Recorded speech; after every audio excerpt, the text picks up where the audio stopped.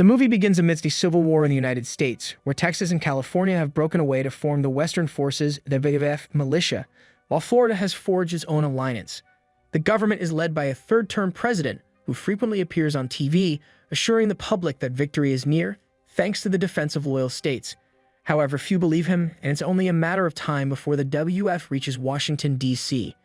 In New York, war photographer Lee watches one of the president's speeches from her hotel room and takes a photo of it. As she does, she witnesses a bombing unfold in the city. The next day, Lee and her colleague, journalist Joel, head downtown to cover a protest where desperate citizens are pleading for water. They're given fluorescent vests, and Lee blends in with a crowd to take pictures.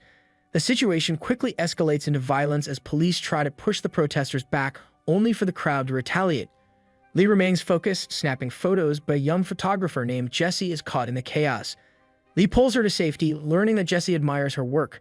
Just then, an armed woman holding an American flag charges into the crowd, and Lee pushes Jessie down as a bomb explodes, killing most of the protesters. Jessie is temporarily deafened by the blast and grapples with the shock, but Lee continues to take photos of the aftermath. Despite the trauma, Jessie forces herself to take a picture as well, not wanting to appear weaker. Later, at a hotel where journalists are staying, Lee and Joel discuss their next steps with their mentor, Sammy. Despite the slow Wi-Fi, Lee tries to upload her photos. Rumors circulate about a major attack planned for July 4th, but no one is certain. At that moment, the power goes out, which is common since the war began, though the hotel is equipped with a generator. Sammy, after some prodding, learns that Lee and Joel intend to drive through the war zones to reach D.C., not to cover the front lines, but to secure the president's last interview, as he hasn't spoken to the press in over a year. Journalists risk being shot if they approach the White House. Sammy thinks the plan is reckless, but reveals that he knows the best route to D.C. He also expresses a desire to visit the front lines in Charlottesville, Virginia, and asks for a ride. At first, Lee and Joel hesitate, concerned about Sammy's age and ability to run, but Lee ultimately agrees to bring him along. Later, while heading to her room, Lee is reminded by the receptionist that the power is unpredictable and the elevator may be risky. Just then, Jessie approaches to thank her and return the vest. Lee insists she keep it and advises her to get a helmet for future situations. Jessie shares that she's been a regular photographer but aspires to become a war photographer, citing Lee as her hero. That night, as Lee tries to unwind with a bath, she is haunted by the horrors she has witnessed in the wars she's covered, the death, destruction, and torture. She's captured it all in her photos, but felt powerless to help. The following morning, as the group prepares to leave, Lee is surprised to find Jess has joined them. This sparks an argument with Joel, who accuses Lee of hypocrisy. She's fine with bringing Sammy, who is too old to run. Yet journalists start their careers at that age, herself included. With no solid rebuttal, Lee agrees to let Jessie come along, but insists they drop her off in Charlottesville with Sammy. The group sets off, and as they leave the city, Sammy advises Jessie to be cautious, as the roads are littered with abandoned or broken-down cars. At a checkpoint, soldiers check their journalist IDs before allowing them to pass. During the trip, Sammy and Joel discuss the questions Joel plans to ask the president, touching on topics like disbanding the FBI and using airstrikes on American citizens. Eventually, they arrive at a gas station guarded by 3 armed men. Needing fuel, they stop, though the men are initially reluctant to share. The situation changes when Lee offers to pay extra in Canadian currency. As the tank is filled, Jessie notices something in the distance and goes to investigate, with one of the men following her. Lee grows increasingly concerned and follows Jessie, much to the latter's disgust. They come upon 2 men hanged by their wrists after being tortured. The gunman explains they were looters, and his group has been debating what to do with them for days. Since the men are still alive, the gunman allows Jess to make the decision, but she freezes. To distract him, Lee asks him to pose with the looters for some photos. Later on the road, Jessie expresses regret about not taking any photos, wondering if she should have helped the others. Lee and Joel explain that this is the harsh reality of journalism and she must grow accustomed to it, as things will only get worse. Jess can't hold back her tears but vows to be braver in the future. As they continue their journey, the group listens to more empty speeches from the president over the radio, while the destruction around them grows. The streets are filled with bodies, but something else catches Lee's eye. She instructs Joel to stop the car, and she takes Jessie to photograph a fallen helicopter. While there, Jess apologizes for being a burden and reveals that her old camera belonged to her father, who is now hiding on his farm pretending that nothing is happening. She asks if Lee would photograph her if she were ever shot, but Lee leaves her to ponder the question. That evening, the group rests while observing gunfire in the distance. Lee reflects on how she used to cover wars to send warnings home, but now violence is right outside her door. Sammy notices that Lee is losing faith in the power of journalism, which is why she's being so hard on Jesse. Meanwhile, Joel reassures Jesse that it's normal not to sleep after what she's seen, offering his support if needed. The group spends the night camping out under the stars. The next day, they head to the area where they saw gunfire the previous evening. Lee and Jesse take photos as two groups exchange fire, with a man caught in the middle. A smoke grenade is thrown to provide cover, but as the man tries to flee, he is shot and his bleeding is captured in the photographs. His teammates drag him to safety, but despite their efforts, the man dies from blood loss. Jesse captures the entire scene on camera. As the team enters a building, they find a wounded man pleading for help, but he's shot down. Jesse watches as the team finishes clearing the building. By the end of the day, Joel is laughing and chatting with a fighter as if the day's violence were just another workday. The soldiers then capture a few enemies and take them out for execution, which Jesse photographs. Sometime later, the journalists arrive at a refugee camp, but all the tents are occupied, so they sleep in their car. Jesse develops her photos the old-fashioned way and continues to bond with Lee, who shares that her parents are also on a farm, pretending that nothing is happening. When Jesse finally looks at her photos, she's disappointed that they don't meet her expectations. Lee reassures her, reminding her that only 1 in every 30 photos will be good. Eventually, Jesse finds a powerful image of the dying man and Lee compliments her work.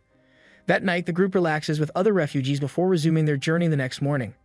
As they travel, they witness the ongoing death and destruction surrounding them. Jesse continues to take photos, often focusing on the faces of her companions to add emotional weight. Eventually, they reach a town that seems untouched by the war, of people casually socializing on the streets. They stop at a clothing store where the clerk explains that the town has chosen to ignore the war. Jesse convinces Lee to try on a dress, pointing out that even in the midst of conflict, they can still enjoy small moments of normalcy. Jesse teases Lee's smile and captures a photo, remarking that it's the first time she's seen her smile. Later, Lee returns to Sammy, who points out armed men on the rooftops. He also mentions that this life wouldn't have suited them because it's too dull. Sometime later, the group discovers an abandoned circus with a dead man lying in the middle of the road. Lee uses her camera's zoom to survey the area but doesn't spot anyone. Joel decides to move forward, but as they pass the entrance arch, their window is shot at. Panicked, Joel accelerates and runs over the body, finally finding a safe spot near a truck to stop. There, they encounter 2 camouflaged soldiers waiting for the shooter to reveal themselves. As the journalists cover the incident, the shooter opens fire but misses. Jess and Lee take photos while Joel tries to interview the soldiers, asking which side they and the shooter are on. The soldiers reveal they don't belong to any side. They're just 2 men trying to protect themselves from a shooter. After a tense wait, the soldiers manage to take down the shooter, allowing the group to leave safely. Later, the journalists notice a speeding car approaching them. Fearing the worst, Lee slows down, but the car passes by and a man shouts at them, giving them a scare. It turns out to be a prank, and the men are Tony and Bohai, fellow journalists and friends of Joel. Tony reveals that Joel got drunk the night before and told him about their plans. Tony also shares that Joel had made advances on Jesse. Tony excitedly climbs through the window and joins them in the car, claiming they're more fun. Jesse's impressed and does the same, ending up in the other car with Bohai, who likes her more than Tony and speeds off with her. Lee grows more worried, even though Tony reassures her that Bohai is trustworthy. Her concern grows when they spot the other car ahead of them, and suddenly, a military vehicle forces Lee off the road. She narrowly avoids crashing into a tree but quickly returns to the road. The group soon finds Bohai's car abandoned near a farm with its doors open. They investigate and discover Bohai and Jesse being held captive by loyalist gunmen who have them kneeling beside a massive grave, dropping bodies into it. Sammy points out that these aren't regular soldiers, they're operating in secret.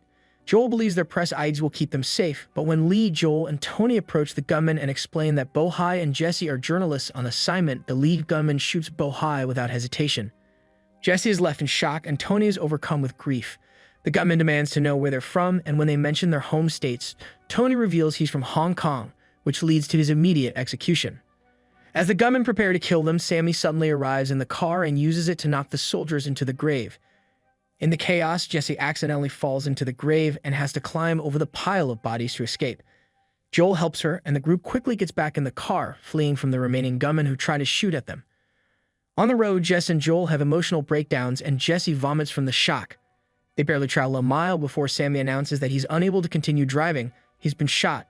They move him to the back seat, and Joel takes over, speeding through a burning forest. Eventually, they reach the WF military base in Charlottesville, where they see a flag with only 2 stars. Unfortunately, it's too late. Sammy has died. Joel screams in frustration, but the soldiers take Sammy's body away in a box. Lee looks at a photo she took of Sammy's body but deletes it moments later.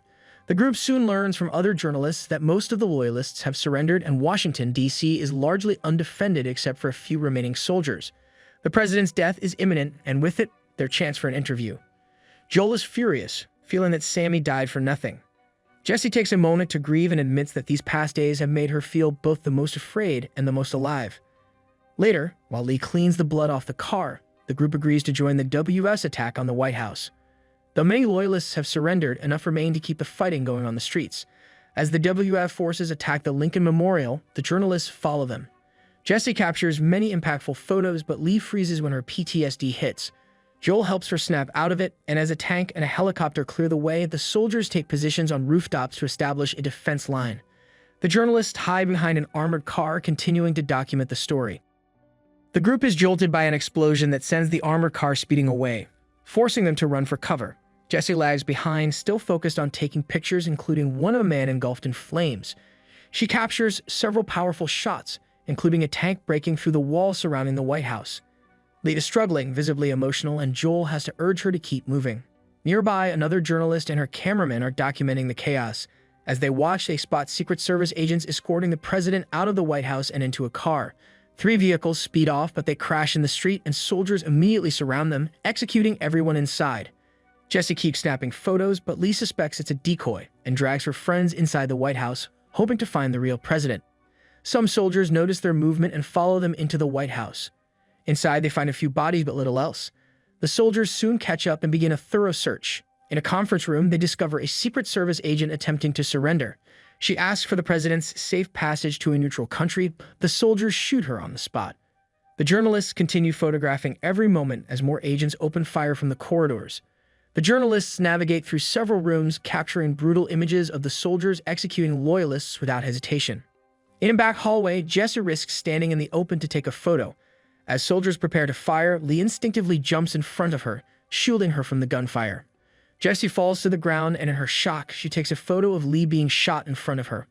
For a few moments, Jessie is paralyzed with grief and disbelief, but Joel snaps her back to reality, urging her to move toward the Oval Office. The soldiers have surrounded the president, ready to execute him. Before they can fire, Joel asks for a quote, and the president responds, "Don't let them kill me." Joel decides to honor his request, and the soldiers shoot the president, marking the end of the war. Jessie's final photo captures the soldiers posing next to the body as if it were a hunting trophy. Make sure to subscribe and turn on notifications to watch more videos like this. Thanks for watching.